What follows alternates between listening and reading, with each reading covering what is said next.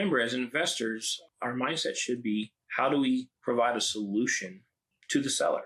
We're there to make money, of course, but if we can do it and help them at the same time, again, that you hear the catchphrase win-win situation. Long story short, because of my, I don't want to say inexperience, but my inability to manage that project from afar, I lost about $400K between those three projects. I purchased a property subject to the existing mortgage in Mansfield, Texas, where I basically acquired a $500,000 home for $9,000. And I built that into my underwriting. I built 25% as what they call a war chest for these unforeseen. And so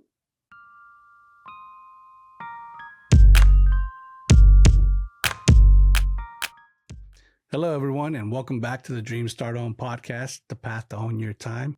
Today, I'm joined by Jose Cortes, a veteran real estate investor and entrepreneur focused on deal execution, creative finance, and building real assets without burning out in the process.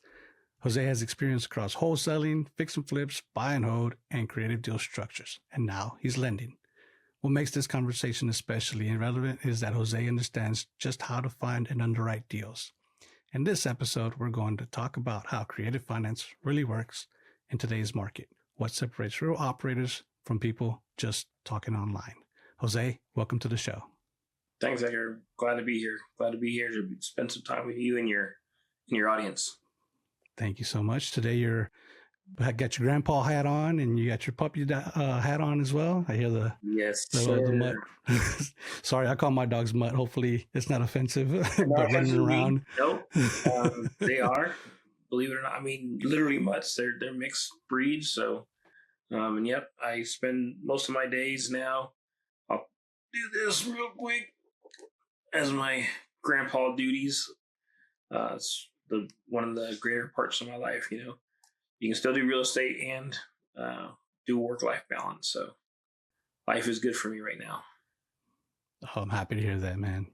Thank you again for being here. So, Jose, for the people hearing your name for the first time, give us a quick version of your story and how you got into real estate in the first place. So, there's kind of two versions of how I got into real estate because, initially I thought that back in 2008, I started watching the A&E fix and flip shows, and I considered that was when I really started getting into real estate. But if I really stop and analyze my life, I got into real estate back when I was 19. I was a loan mortgage processor, and I was considering becoming a real estate agent, but never really pursued that. Left that job and really didn't get into real estate seriously until like 2016. I was here in the Denver area and started doing, as you mentioned at the beginning, wholesaling. Then I did Airbnb arbitrage. I did my first fix and flip. Then I moved on to long-term rentals. Then I did my own short-term rental, not arbitrage, midterm rentals. And started investing out of state, realizing how tough that can be. And once I realized that I was spending more money traveling to my properties because I can't find a simple handyman to fix a doorknob or fix a faucet, I decided that it was easier and more cost effective to invest locally unless I had true boots on the ground where my property is. Like right now I have one in Texas, which like I mentioned, I'm in Colorado, but I have a partner there that when things go bad, they're able to go to the property for me. So I've learned my lessons when I invest out of state to make sure I have somebody that I can truly trust that's close to the property in case anything happens, because last thing I need to do is spending $500 on a plane ticket to go somewhere to fix something as simple as a leaky faucet. Yeah, especially if it's a single family property, that's usually your 1 month of cash flow can go by really quick. Yes, sir. On a and plane at the time, ticket. it was that one wasn't too bad because I was doing a midterm rental, so I was making a little bit extra, which was nice. But after 2 trips in 1 month up there, that cash flow really did go away very quickly. So, yeah. For finding a handyman in that area, did you ever find one, or How did you end up So resolving that? you and I both belong to the Sub 2 community, and initially I was leveraging the community to help me, and they were my boots on the ground. Great couple, uh, Dave and Gabby, and they helped me out with their family members as well. Up until the point they decided to move to Vegas. I moved out of the local area, and then I lost that ability to leverage them. I made sure that I took care of them. I paid them, and then when I go up there, I take them out to dinner just to show my gratefulness. And so when they left, that's when my cost went up, and now they're back after I sell all my properties in that area. This is up in Minnesota. And now they're asking when am I coming back. I'm like, I don't know. That was not the best time for me investing. I lost a lot of money up there. Not by any means, I'm not trying to imply that. I had some fix and flips that went bad due to a bad contractor. So decided just to not invest in that market.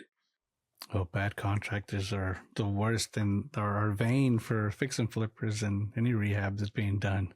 Yeah, I went against my better judgment. I hired for lack of better terms, a mentor to teach me how to invest out of state, right? Because it was scary for me to invest out of state, and I didn't know how I would manage my projects, how I would manage my team.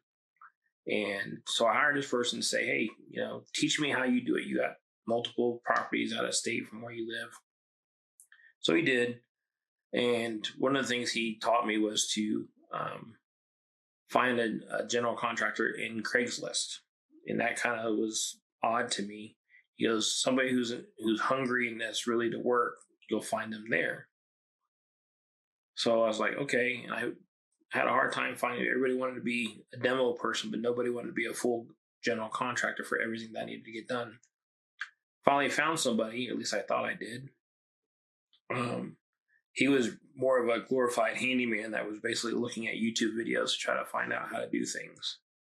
I was his first investor. I didn't even ask him, how many other projects he's done. He showed me some projects that he'd done that looked good. So I was like, okay, that makes sense. But later I found out that was like the only thing that he had done. He had never done, like, he could do a bathroom or he could do maybe some flooring, but he'd never done a full fix and flip before. And he promised, like, oh yeah, I can do a garage. Never done a garage before. Oh, I can lay concrete. Never done concrete before.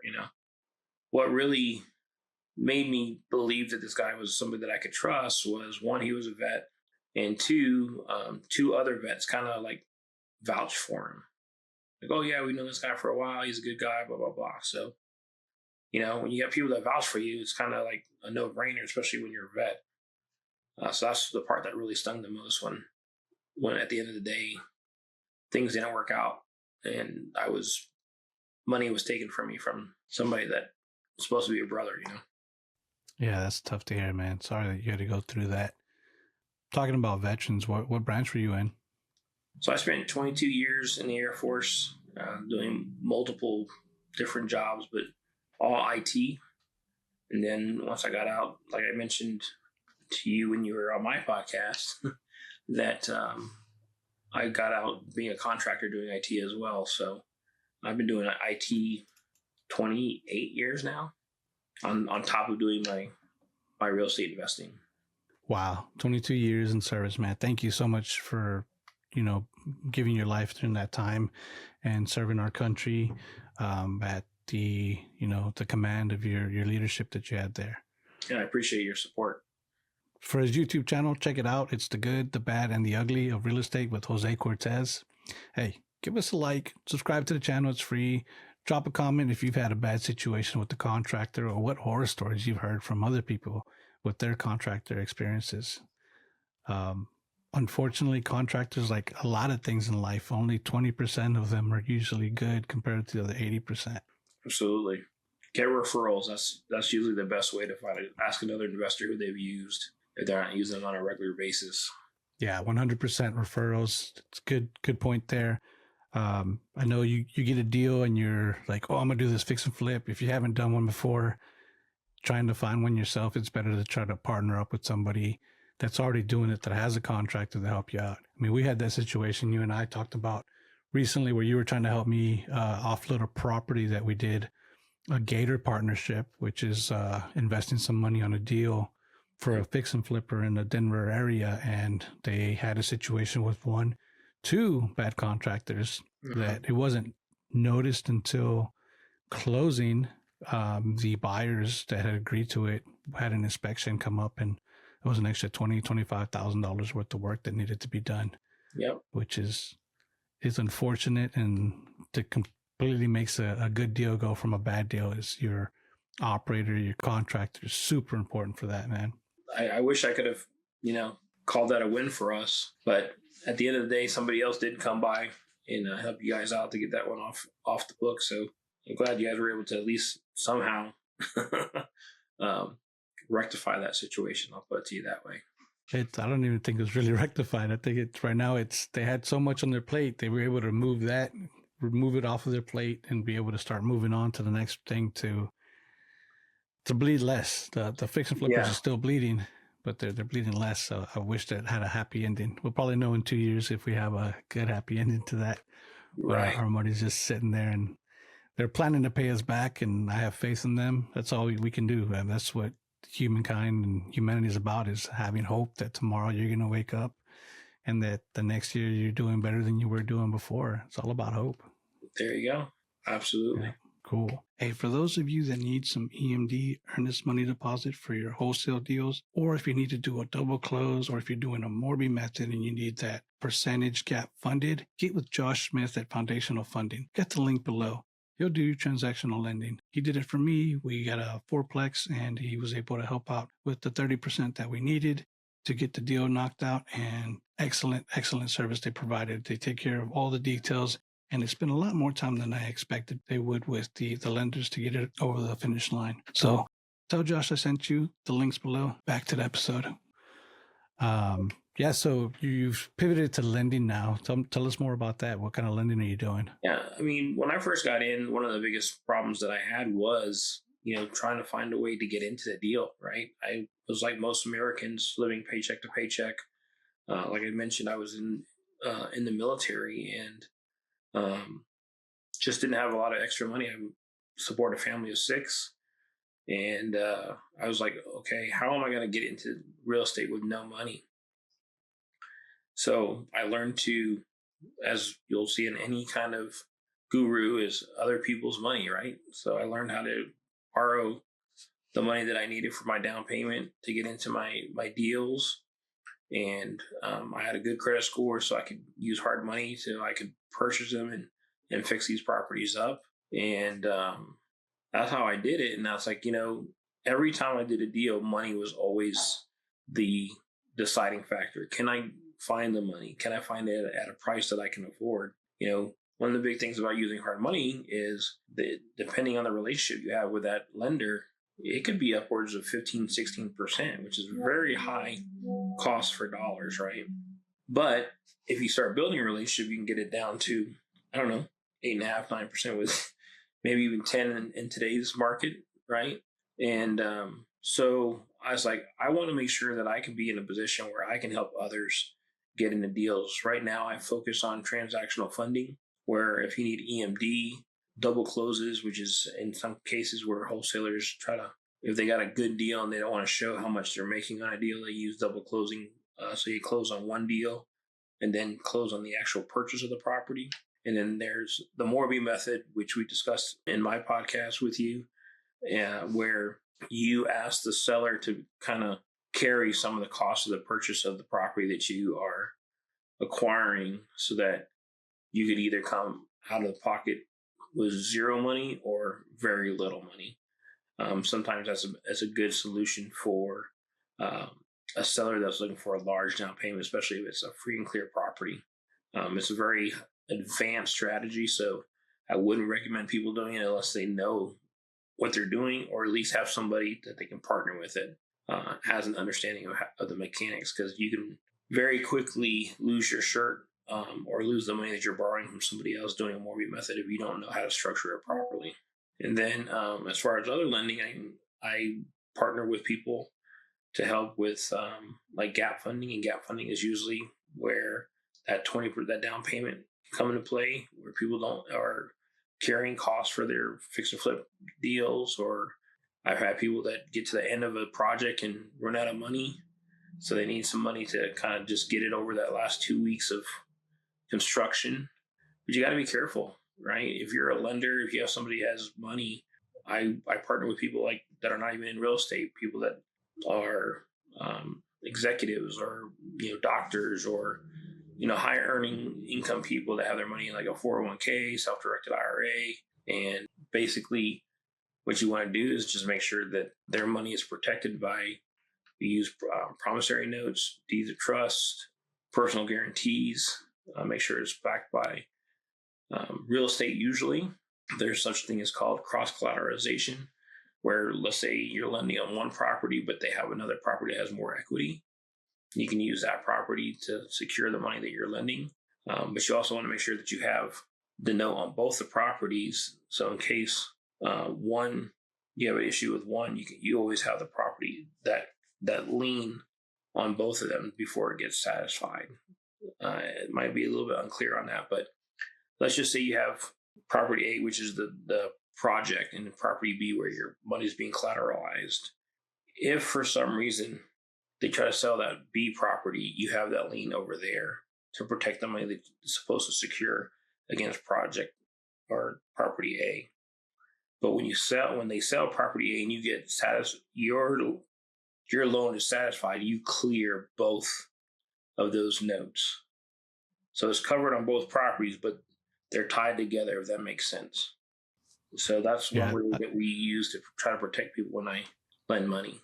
That's great to know, being able to cross-collateralize. So if you have a property that has a lot of equity in there, people can use it as your safety net for that property that you're lending on that isn't complete, that has a possibility of being worth a good amount of money, but isn't until all the rehab is complete and it's either sold or refinanced out to get the money out and pay back the lenders.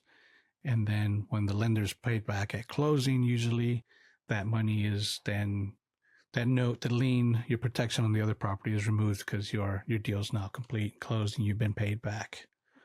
100%. Thanks for sharing that. Yeah. I do try to help people. Like I said, when you're a lender, you want to make sure that it's a good deal, right? So I help people underwrite deals, so they make sure that's a good deal. So they're lending on something they can, with some level of comfortness, right? That they're lending on a good deal. I have office hours every Tuesday where I have people bring in deals for me to underwrite for them.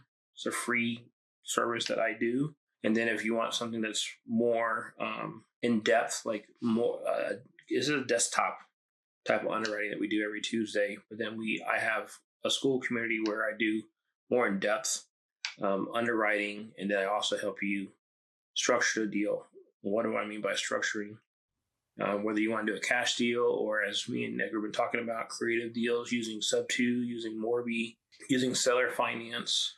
All these are different strategies that people can use to get into a deal. I'll give you an example. I more recently structured a deal where a person was 2 years behind on their property taxes, and they were about to be on their third year, which means they were about to lose their property to a tax sale. And it was an inherited property. They wanted to maintain it as a investment property. And what we ended up, there's some more to the story here. Person had a lot of personal items in the house, so it was very condensed inside there. Not a lot of walking room in some of these rooms. So what we did, she also had some friends that were living there for free. So what we did is we structured a deal where the current owner would be a member of our LLC. We had to make them a minor member so that we could get financing. Too much of a ownership would have hindered us on getting that DSCR loan because of the percentage of ownership. So we were a small percentage of ownership. Restriction or the caveat is she had to transfer the title into the LLC as part of her membership. rehab the property, have her stay in one of the units for free. That would be her distribution. And we were going to do the other side co-living, make about $3 or $4 grand a month on that, even though we didn't have the second unit rented. So we were basically letting her live for free and using the second unit as our actual cash flow. We also offered to evict the people that were in the house, of course, because we needed to clean it out so we could do rehab. And we basically were going to pay to catch up all of her arrears and any liens that were on the house. We brought a private money lender in to cover the cost for the liens and the arrear payments, which would have been paid back from the DSCR loan that we were taking out, or excuse me, the hard money that we were taking out to fix up the property.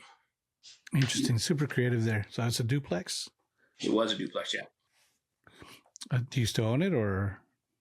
Long story short, seller backed out at the 11th hour as we were getting ready to go to closing. So it was a deal that we lost. She had some family members that got into her ear that was trying to say that we were taking advantage of her. I'm like, okay, well, I can't force you to sell your house, but I have a feeling that house will be on tax sale here in another year, because she just doesn't have the means to maintain it. Okay. So most likely that property will be back on sale for tax lien. That was super creative, though. Unfortunately, the seller doesn't have a job, and we were working with her for 2 months, and in that whole 2 months, she at no point was looking for a job, even though she needed to kind of get back on her own 2 feet. What I think is going to happen before it goes to tax sale is the sister has an invested interest into the property, and I think she's going to ask her sister to kind of basically sign it over to her so she can maintain the expenses of the property, so that way she can make sure the property doesn't go anywhere but to her. You know what I mean? So we'll see what happens, but we're keeping an eye on it. Like I said, we don't believe that the financial situation has changed. I just think it's really sad. It's $7,000 a year for taxes, and they couldn't even pay that. We shall see. Yeah, she probably talked to the family members and told them what you're going to do. And they're like, oh, that sounds good. That's probably easy. We could do it ourselves. Exactly. And they're going to try to do that, keep it there and make so much a month. Let them try. And if they do it, cool for them, power to them. And you can be grateful that you taught somebody something. Yeah. My partner's like, do we really? She's like, let's keep an eye on it. It's like, you know what? I think that was a blessing from God telling us that was not something that we needed to get into. I don't want to go back there. I think that was we're looking for a problem that was avoided, because I think that could have been a really big headache for us had we maintained that relationship with that seller. Yeah, probably her being there, being your neighbor, having all that, she get upset about something. She's still an owner in it, even though it's minority, could cause a lot of headaches, a lot of things to think about. But that was super creative that you were able to come up with a solution. Yeah, we came up with that. We're going to Panera and having a dinner right after having a conversation with the seller and asking them what they wanted. So we basically made a list of what they wanted, and then we figured out how we could address all of their concerns. Sweet. When you're ready to finance your next property, if it's going to be through hard money lending, if you need a construction loan, a BRRRR method, conventional loan, hey, check out my link below for Deal Funding 360. Julian and his team have been doing it for over 20 years, and they're super knowledgeable. They're going to give you all the tips and tricks. And don't just use them by themselves. Make sure that you use multiple options. I like to put them against each other and see which one gives me the best rate. They'll start dropping off themselves saying they can't match that rate. Hopefully get the best deal that way. Make sure you use the link below and tell them I sent you. Going back a little bit, so was there, in your experience, was there a deal that you think changed the way you think forever, either because it went really, really well or because it went sideways? Well, I mentioned that I lost a lot of money when I invested it in Minnesota. I will say that taught me, like I mentioned before, one, having boots on the ground for sure, but having a better a contractor, right? I think if I had to do it again, I would actually have a project manager on the ground that was covering it, because I had the contractor that was supposed to be giving me photos on a daily basis so I could see progress on the project. And I wasn't getting that on a daily basis. I might get it once a week. And it almost seemed like it was the same pictures, just kind of like refurbished or something like that, right? So I'm like, this doesn't look angle, like, yeah. or it'd be like, because I had technically 3 projects going at the same time. So he'd give me like pictures from one project, and then next week would be pictures of another project, but I don't know what the status of the first project is. You know what I mean? So he was very clever in not providing me the stuff that I was looking for. And then I take some ownership in the fact that I wasn't what's what I'm looking for? I wasn't staying on him, right? So I was like, it'd be 2 or 3 weeks before I'd say, hey, I haven't gotten pictures in a while. When can you send me some new pictures? You know, that kind of stuff. Where I should have been like, hey, I haven't got my pictures today. Hey, I haven't got my pictures today. You know, I wasn't doing my due diligence with him to make sure that I got what I needed, because I think I would have found out what the status of my projects were way before because I would fly up every 3 months just to see what was going on, which again became costly. Long story short, because of my, I don't want to say inexperience, but my inability to manage that project from afar, I lost about $400K between those 3 projects that I had to go to court for. That took me roughly 18 to 19 months to get a judgment in my favor, that I'll never see that money. And he had other situations that were looking for money from him as well, and they weren't able to collect either. So it's one of those things where you just kind of have to say, lesson learned, and just move forward. It's a very expensive lesson to be learned, but I learned it very well. I can tell you that much. And I will never do a fix and flip again without having either be close to home where I could be there and monitor the progress, or have somebody that I truly trust as a project manager that I'm getting daily, if not weekly, reports on, to make sure that the project is going according to plan, so that I don't lose any money. I mean, to my benefit, I did have an inspector going out there that was supposed to be on my side, verifying work was being done. And I don't know what happened, but I think this inspector had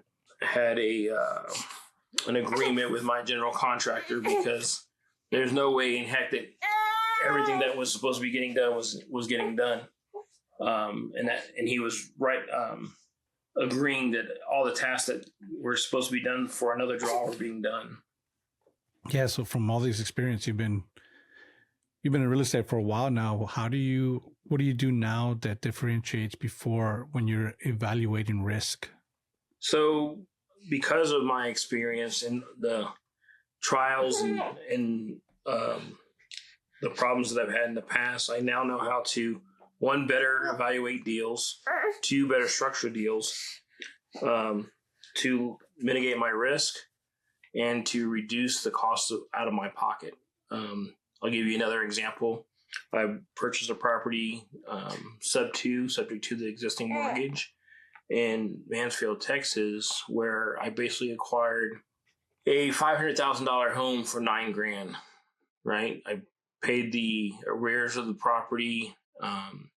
I paid the seller $2,500, and it's a VA loan that we have 5 years to either assume or refinance.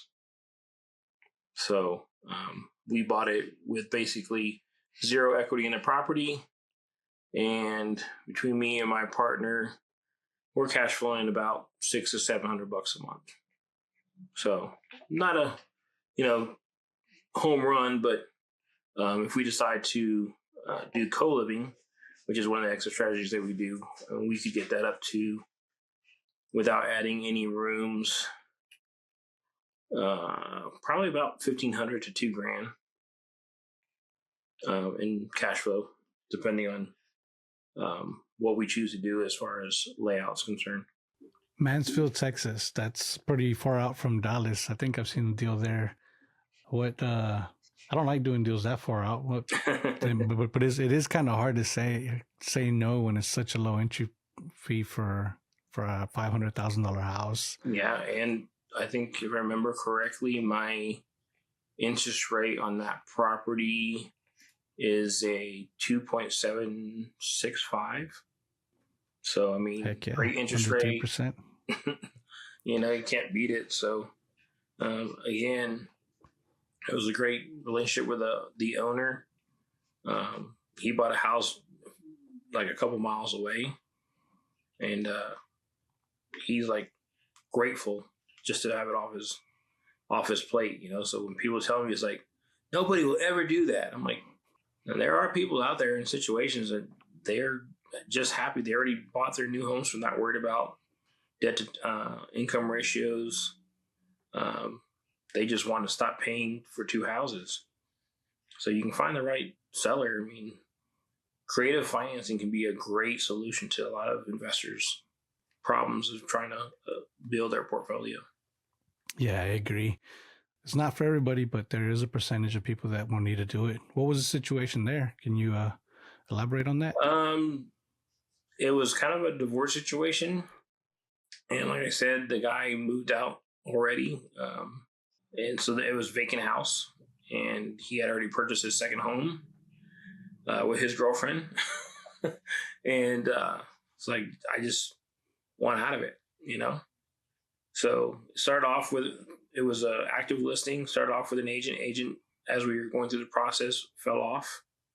So I thought initially that I was going to have to get into this house about $39,000, which is the reason why I brought my partner in, because again, as I mentioned before, using other people's money. And long story short, by the time we got to closing, it was just us and him. And so we paid closing costs, no agent fee, and cash to seller, and kept it moving.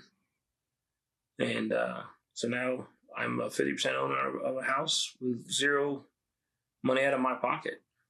All it takes is my time when I'm dealing with a current tenant, which is, very minimal compared to the cash flow that I'm receiving.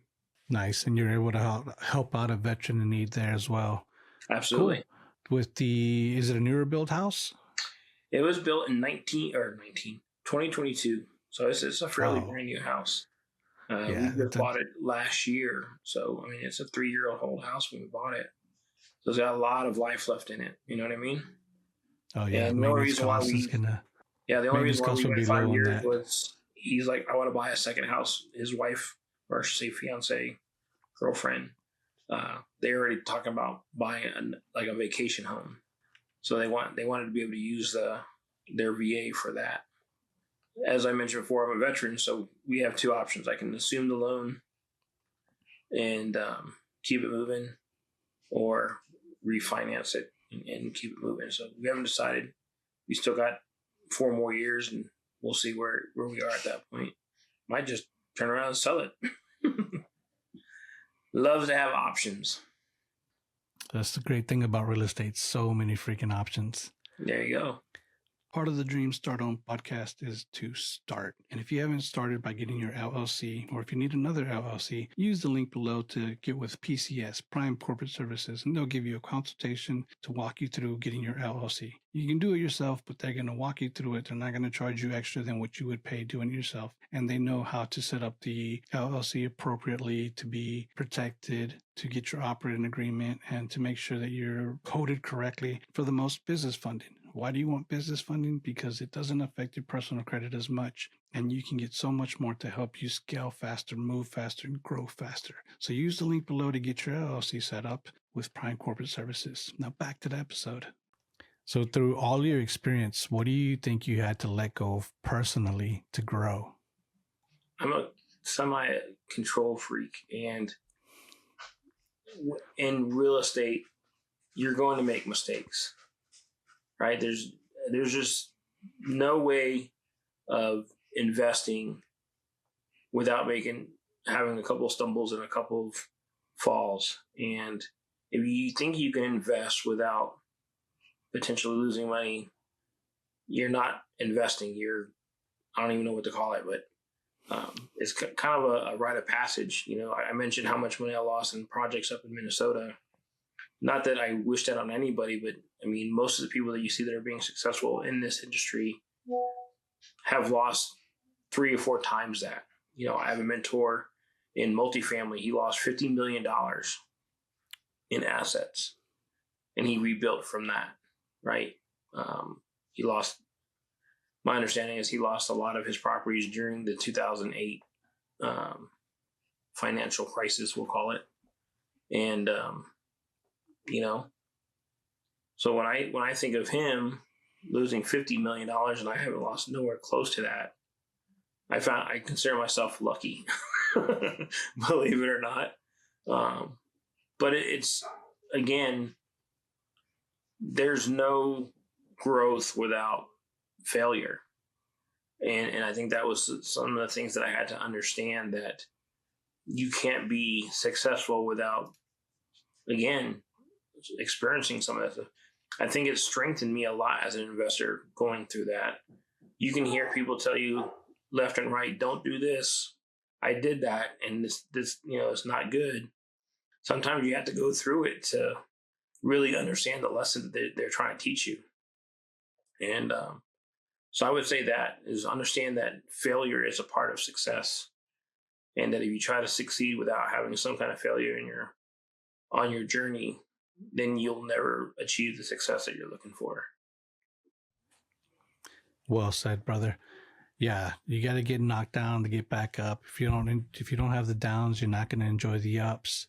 And then, yeah, you said you lost $400K, but to be able to be, fortunate enough to be able to have that much money to lose is one thing. And then to be able to recover from it is another thing, a whole another mindset and another, I'd say fortune, but that's what it is. You were fortunate to learn from it, to be down and then to come right back up and not be living in the streets, or having to borrow from people, or, begging. And then, 2008, there's so many people that were knocked down because of the financial crisis there, that a lot of them remade themselves and came out stronger. Yeah, absolutely. So for someone that's listening and who wants to get into real estate but feels overwhelmed, where should they actually begin in your mind? My personal opinion is start off with your local real estate investment clubs. Find out people that are doing what you're trying to do, whether that be wholesaling, fix and flipping. Maybe it's finding out people that are lending to investors, and then see how you can partner with them, or see if they are willing to mentor you so you can see how they're doing it and being successful. Again, try to learn from their mistakes, but be ready to make your own.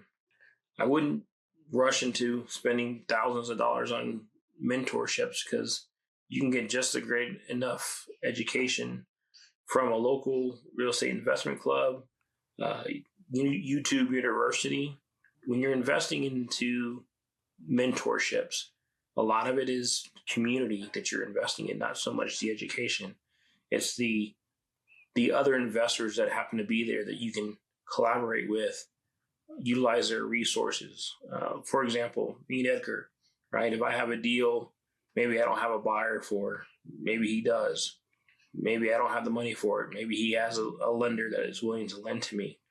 Vice versa. Maybe I found a property in Houston that works best for sober living.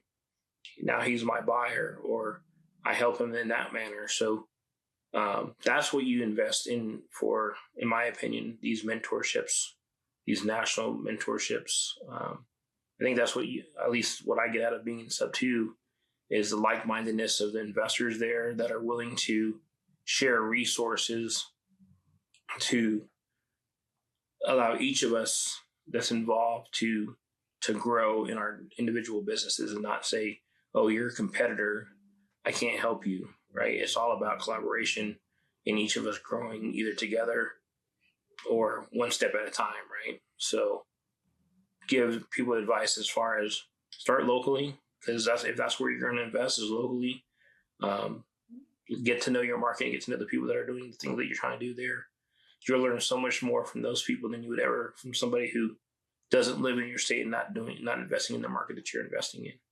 And if you're trying to do something abroad that's not in your back market or in your market, then find somebody who is. And again, nice thing about today's society is we have technology that allows you to reach out to people. You're in Houston, I'm here in Colorado, but yet we're able to talk and have a conversation.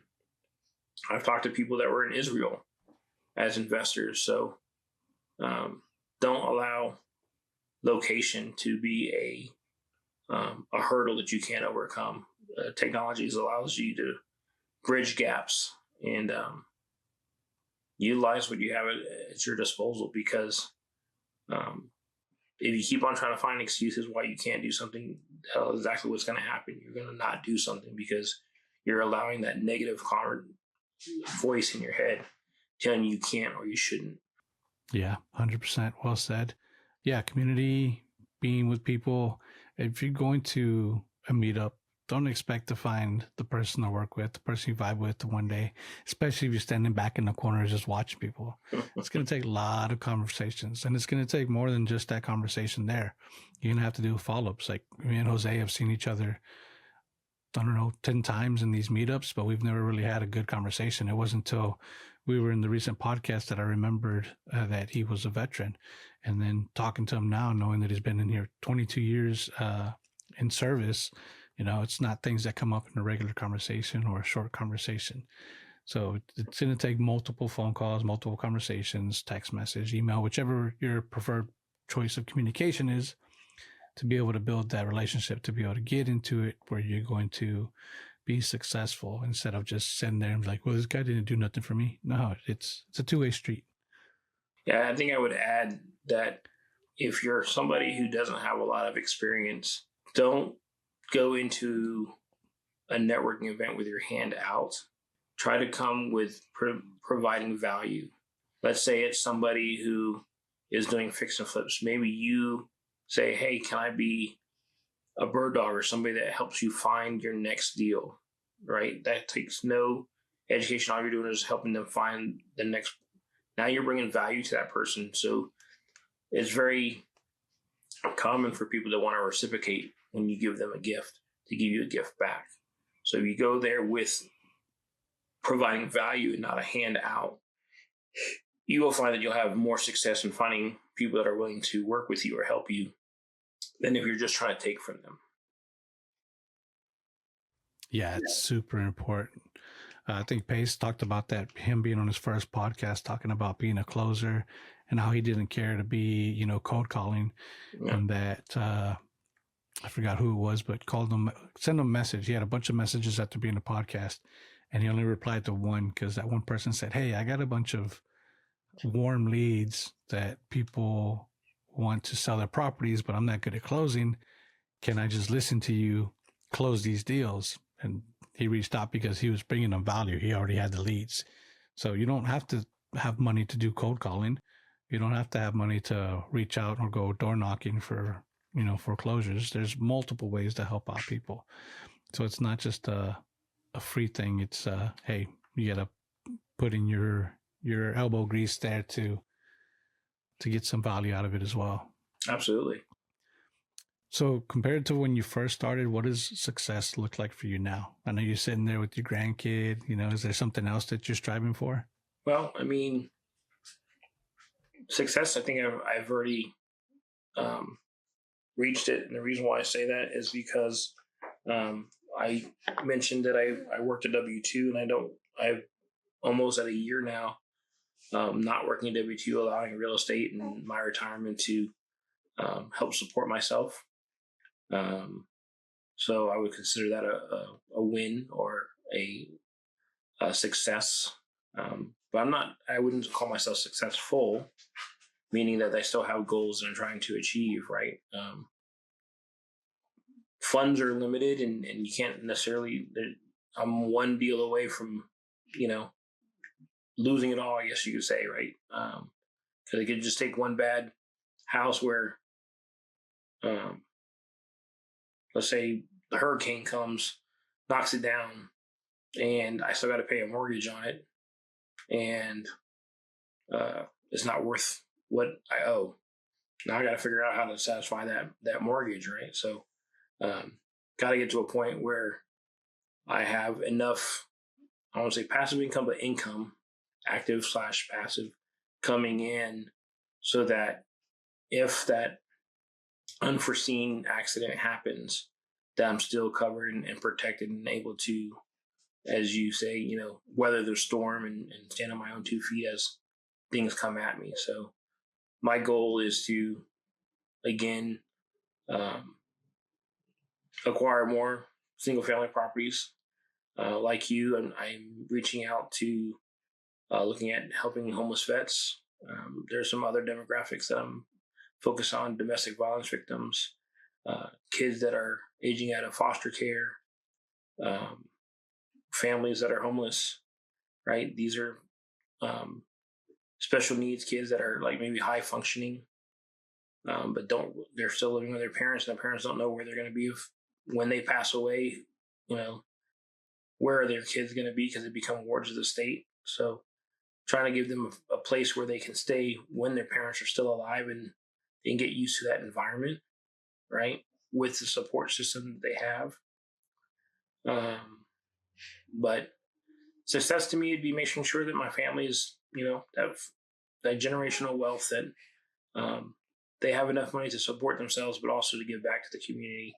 We're not a family that, need to buy the Lamborghinis and the mansions. We want the freedom to travel when we want to, but also, if somebody was wanting to go to college and couldn't afford it, find a way to help them get there. Whether it be by creating a scholarship or funding a scholarship. That's what I would consider success, when I can make those type of decisions. Hey, I got an extra $5,000 this month. Hey, I'll give that as a scholarship to somebody who wants to go on a summer camp or learn how to play something, or maybe provide housing for somebody for a couple months until they get on their feet. That's what I would consider success. Yeah, lots of noble causes there. Yeah, there's so many underserved members of society that need help. You said aged out foster kids, domestic violence, homeless families. There's so many there that don't get the education they need to be able to not fall into that situation, or some that just can't get that education because of where they're at, their personality and things like that, man. That's such good noble causes there. Thanks for sharing that. I appreciate it. Thank you. Going back to your dealing, your underwriting, now that you're lending, how do you handle stress when the stakes are high and the numbers are real?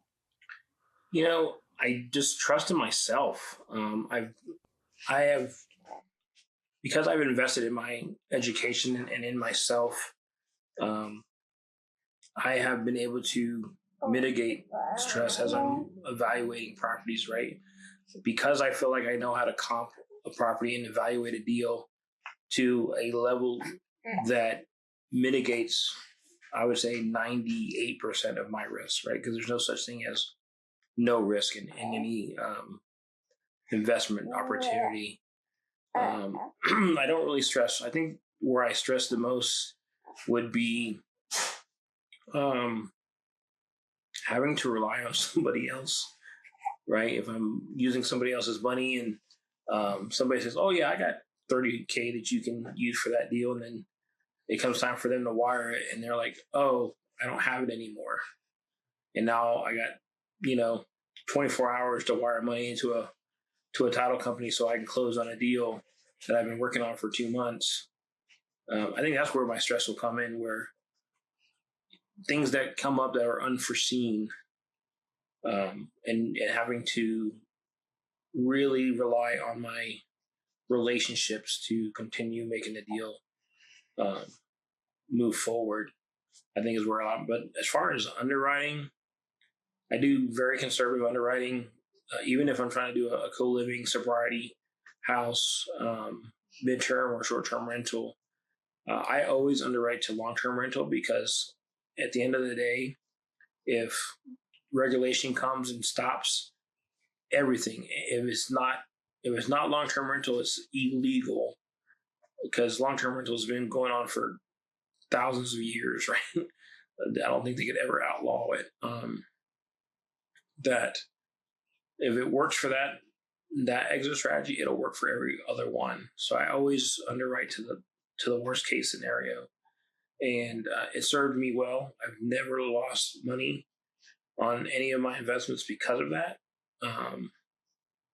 The only time I've lost money is because of not preparing. Like, for example, let's say I have a rental that very short or not a lot of income coming in from it, cash flow.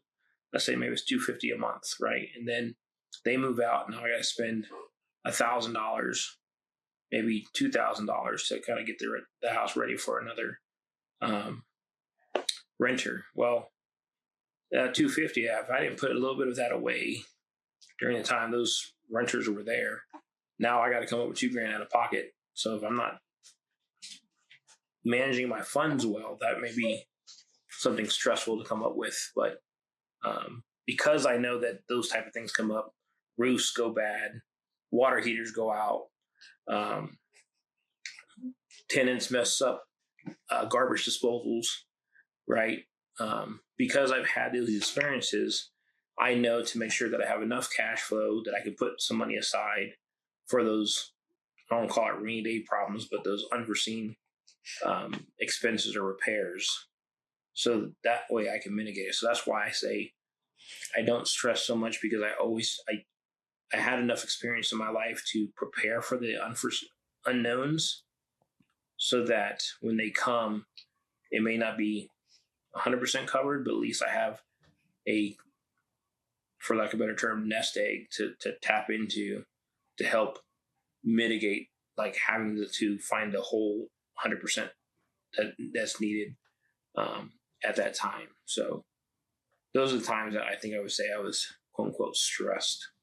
Yeah, with your experience, you've been able to be able to plan now for those events, have that savings, and to know that that money isn't just spending money that's coming in from rent, that it's going to be for maintenance that you're going to need to use for the house to keep it in good condition and ready for the next renter.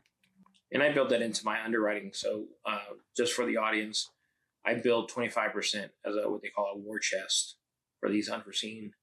And so when I see what my cash flow is, when I'm underwriting deals, I subtract that from what I think my cash flow is and say, okay, is this sustainable? Because if I'm only having 250 and 25, let's say 25% was $50, is it really worth $200 a month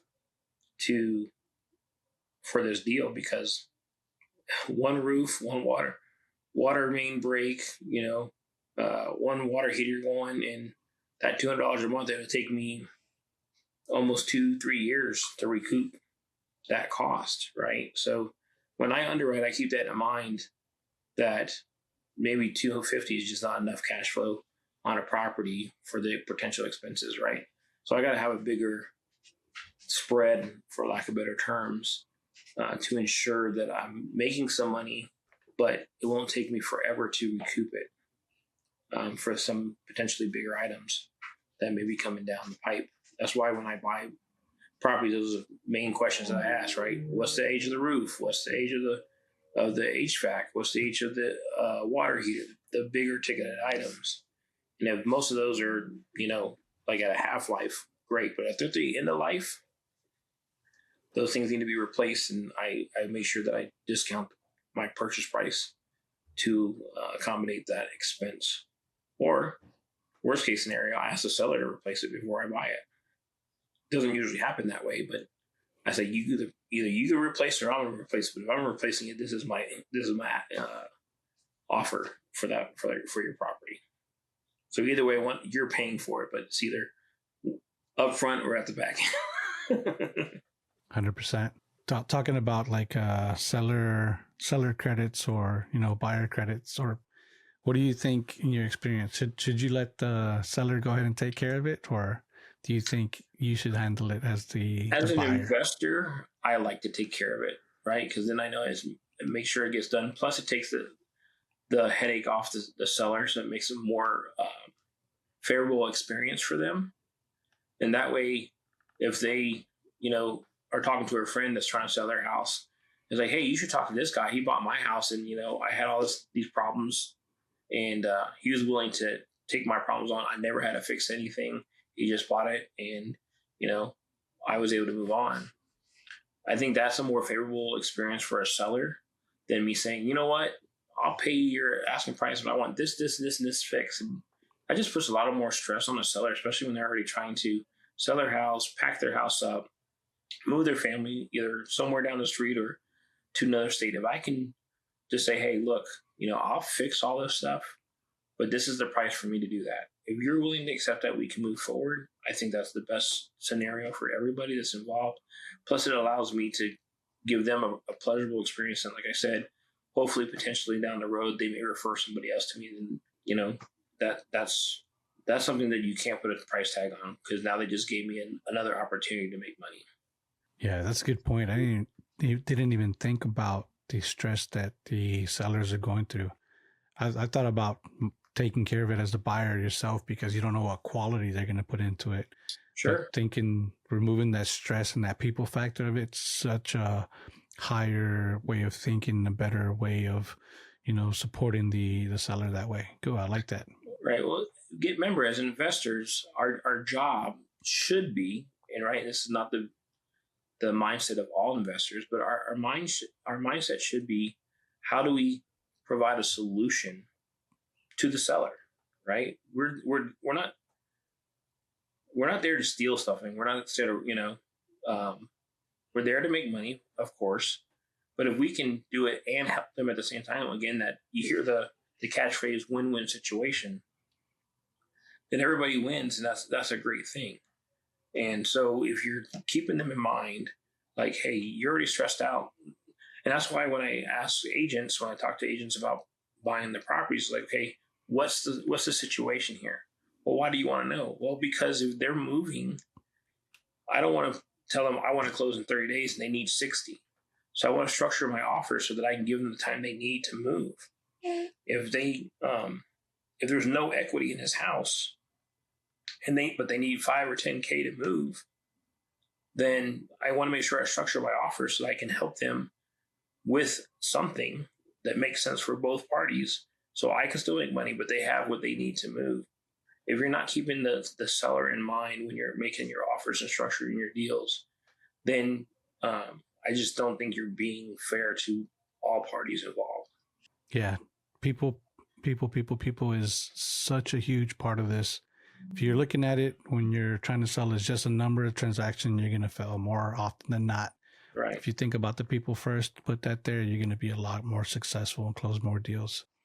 Well said. Great word of advice there. So before we wrap up, I want to ask you this. If somebody's listening, they want to build wealth, create freedom, and stop being the bottleneck in their own business, what's the first move they should make? Stop being the old bottleneck in their own business. Ooh, that is a really tough question to answer. I would say emulate somebody that's doing what you're trying to do, right? I'll give you an example. Let's say you started your business, you've been doing it for a couple of years, and as you look back of the past 2 years, you're in the same spot you were 2 years ago, right? Obviously, whatever it is that you're doing is not progressing you forward to your goal. So find somebody who is doing what you're doing. Find out how they're doing it. Like, what is their process? What is their system? See if you can borrow their process or system, right, to help you get a better way to move forward. Because that old saying, doing the same thing over and over again and expecting a different result, the definition of insanity, right? So I would say that if you're the bottleneck, obviously there's something that you're not doing that you think you're doing, or maybe you don't know what to do. Then it goes back to finding out who is doing it successfully and then do what they're doing, right? I didn't bring this up in the podcast, but some other investors have reached out to me to do RV parks, which is not something that I'm very familiar with. So now what am I doing? I'm reaching out to those that have acquired RV parks. Okay, how are you structuring your deals? How are you putting your letters of intent out there for your buyers? How are you getting your money? Are you doing senior lenders? Are you doing are you raising the money for the whole purchase? Are you what do they call it? Are you what does they say in multifamily? I'm drawing a blank here, but where you're selling securities. I can't think of the term that I'm looking for, but accredited investor. Well, getting accredited investors, but there's another term that I apologize. I just can't think off the top of my head. It'll come to me. But how are you transitioning these parks? Like, for example, as you see, I'm a full-time grandpa, right? So when my daughter's working, I got to take care of my daughter or my granddaughter, and so I don't have the time to go to a park and spend 30, 60 days to learn how it's operating and then transition that to my team. So I find out how other people are doing it. Do you have a member of your team?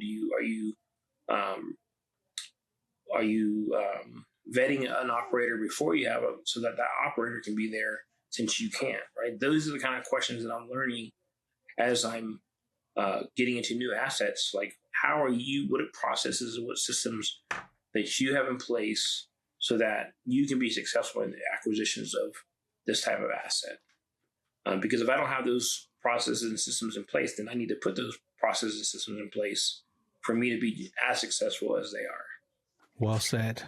Finding the people that are doing it to work with, reach out to them, build relationships. Don't just go asking, and get you a lot further than what it is and get you out of that bottleneck flow.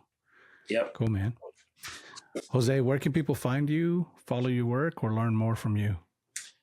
I'm all over. So you got as you mentioned at the beginning of your podcast, I have my own YouTube channel. It's called Good, Bad, and Ugly about real estate with Jose. I'm in Instagram at Jose Purpose Over Profits.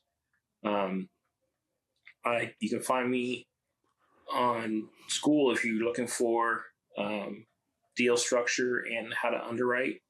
It's school.com at Deal Execution Lab. I'm on Facebook at Jose Cortes. Let's see.